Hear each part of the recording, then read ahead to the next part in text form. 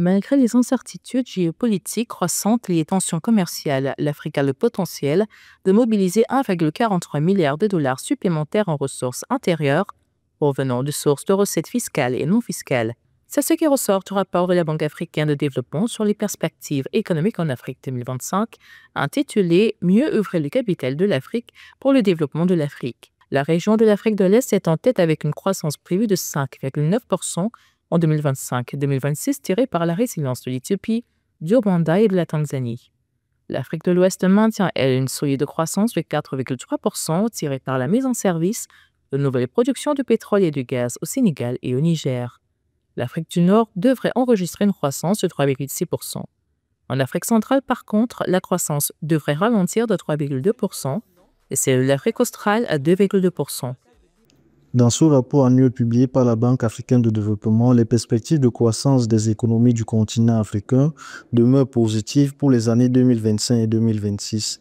Une analyse qui met en évidence les avantages tirés par la mise en place des politiques macroéconomiques efficaces au niveau des États et la mobilisation proactive des acteurs multilatéraux en charge de la promotion du développement économique sur le continent. Ces chiffres reflètent également la forte implication de la Banque africaine de développement dans l'accompagnement et le financement des projets structurants qui sont de véritables relais de croissance économique. Sur les questions de bonne gouvernance économique, le rapport souligne que les sorties massives de capitaux compromettent le développement du continent. Ainsi, par rapport aux 190 milliards de dollars d'afflux financiers reçus en 2022, l'Afrique a perdu environ 587 milliards de dollars en raison de fuites financières.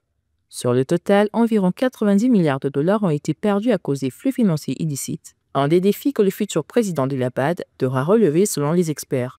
Le premier défi majeur auquel sera confronté le successeur de Akiwumi Adesina sera le renforcement de la résilience des économies africaines dans un contexte géopolitique mondial tendu à travers la diversification économique et l'intégration des chaînes d'approvisionnement à forte valeur ajoutée. Pour cela, la Banque africaine de développement devra jouer un rôle un peu plus important dans le renforcement du commerce intra-africain et la promotion des investissements dans des secteurs stratégiques comme les transports, l'énergie, l'agriculture et la recherche. 5 candidats sont en liste pour remplacer Akiwumi Adesina. Les anciens ministres de l'économie du Sénégal Amadou Hott et de la Mauritanie Sidi Oulta, l'économiste zambien Samuel Maimbo, la sud-africaine Baja Boulile Swazi Tchabalala, qui a été vice-présidente de l'institution, et l'ancien gouverneur de la Banque des États de l'Afrique centrale, le Tchadien Abbas Mohamed Tuli. Le futur président devra notamment s'intéresser à l'accroissement des financements de l'institution dans un contexte qui coïncide avec l'arrêt de l'aide publique américaine, tout en conservant son rating AAA.